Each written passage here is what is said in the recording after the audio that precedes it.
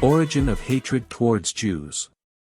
I will answer this question: why did the Nazis want to exterminate the Jews? Well, it happened as follows. When the Soviet Revolution took place, over 80% of the leaders of the communist movement were of Jewish origin.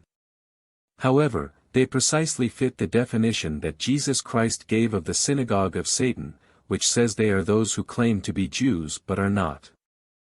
I mean, in what sense could you say that these individuals were Jewish when, first, they were atheists and, second, they promoted direct persecution of religious Jews?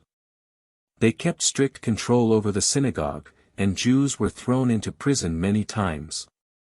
But at the same time, people in the West didn't have much information about what was happening in the Soviet Union.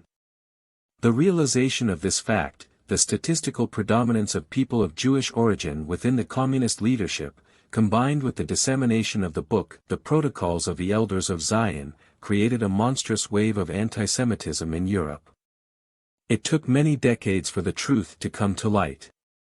In fact, one of the origins of the modern revolutionary movement is the intentional internal decomposition of Judaism, as described by Rabbi Marvin Antelman in the book, To Eliminate the Opiate, a very impressive book. It shows that all this operation to decompose the Catholic Church that we saw in the 20th century with the Second Vatican Council, modernism, and so on, had already been done within Judaism, on a much smaller scale, in the early 19th century. So, as Jews acquired a new social status, being able to participate in parliaments and such, there was another movement aimed at dissolving Judaism as a religion and putting it entirely in the service of a political movement. So, the question arises, what is a Jew? To what extent is Trotsky a Jew? He was born there, but has no historical commitment to Jewish religion or culture, nothing at all. But at the same time, there were a bunch of religious Jews who were foolishly supportive of these comrades, just because they were fellow Jews. They played on this ethnic solidarity while trying to destroy the Jewish religion itself, which is something that is also done in the Catholic Church. It's the same thing, people enter the Catholic Church to disrupt everything, but at the same time, they enjoy the public benefits of being a Catholic, a cardinal, and the same process happened within Judaism.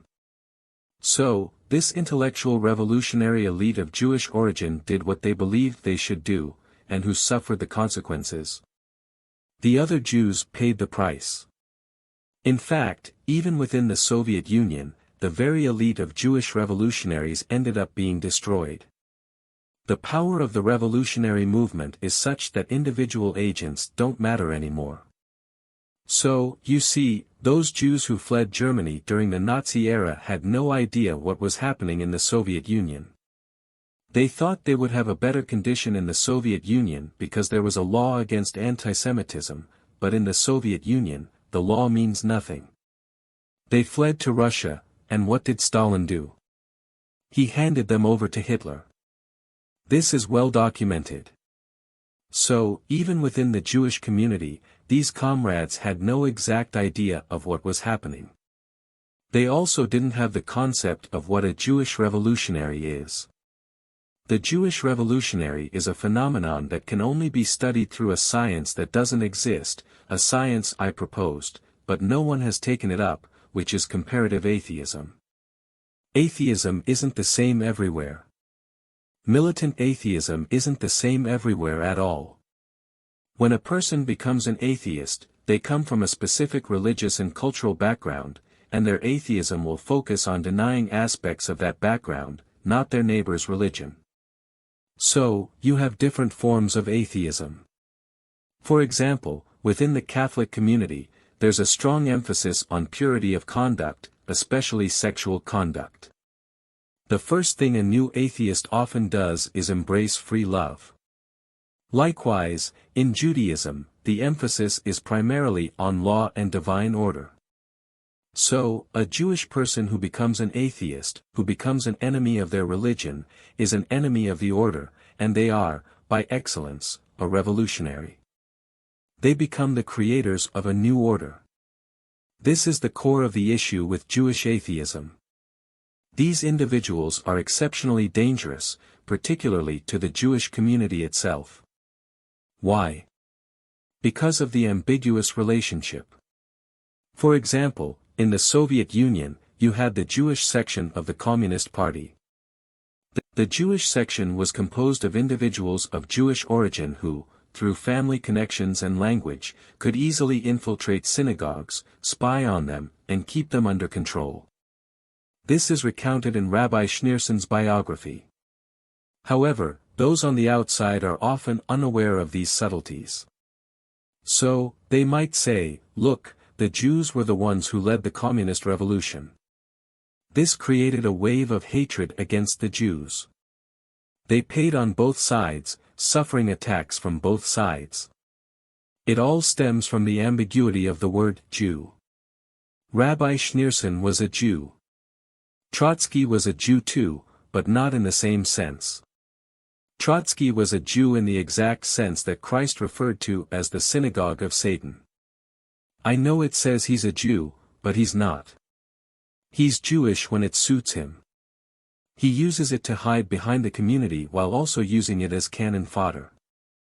In mass movements and in the scale of public opinion, these distinctions often go unnoticed.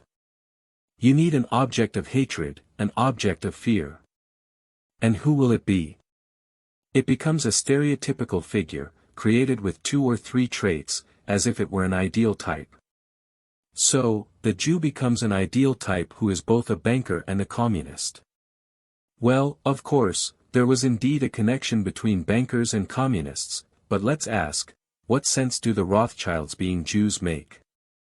They haven't been Jews for a long time. They are an autonomous force that finances those who interest them, and if half the community dies in the process, it's no problem because they have nothing to do with it.